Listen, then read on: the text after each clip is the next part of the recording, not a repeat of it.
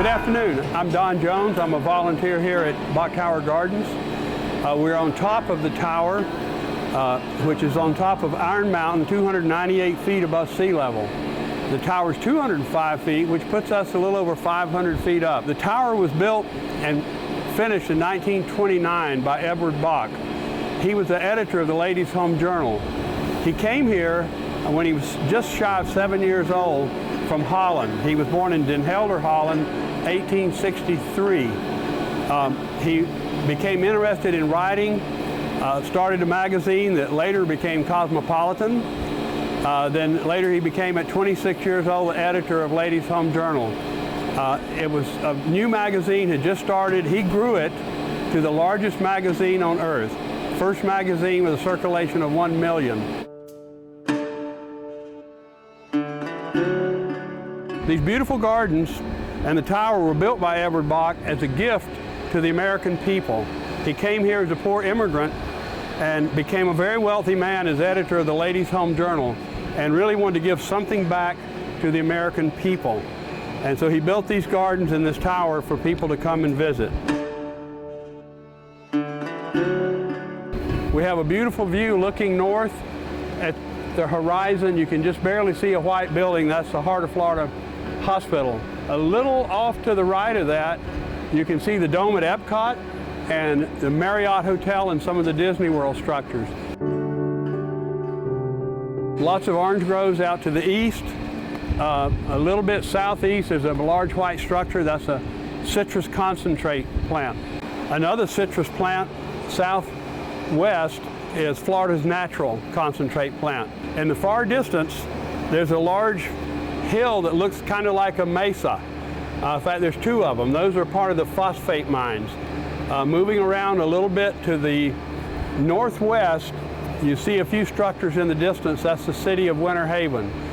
The white structure a little closer is the Legoland Hotel.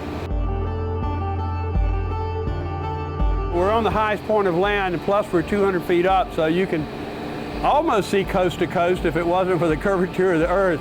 It's just quite an experience being up here. It pretty much takes everybody's breath away.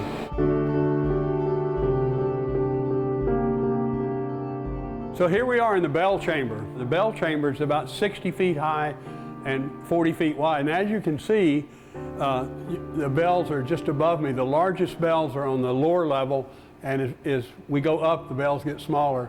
The largest bell is over to the right. It's called the Bourdon bell.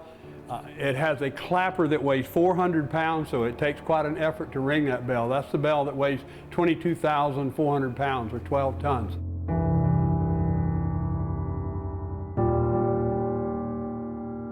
This is a keyboard where we play the carillon. It's called a clavier, French literally for keyboard. Each bell has a lever that goes through a cable up through to the bell and rings the clapper. It's laid out very similar to a piano. There's white keys down here, and here's threes and twos like the black keys on a piano. The main difference in a carillon, though, to a piano is a piano, it takes the same effort to ring or play the highest note and the lowest note, but on a carillon, as you go down the scale, the bells get larger and larger, and it's harder to ring the bells. The bigger bells, you really have to push hard.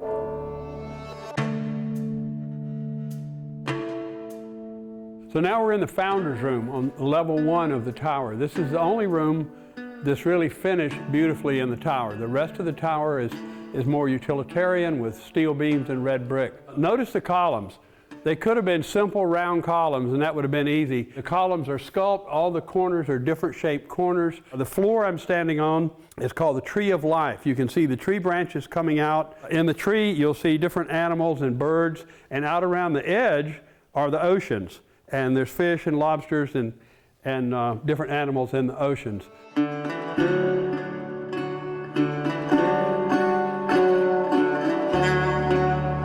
It's just a wonderful place. I enjoy telling people about it when they come, especially I ask the question, do you know who Edward Bok was? And very few people do, so I really enjoy telling people about Edward Bok.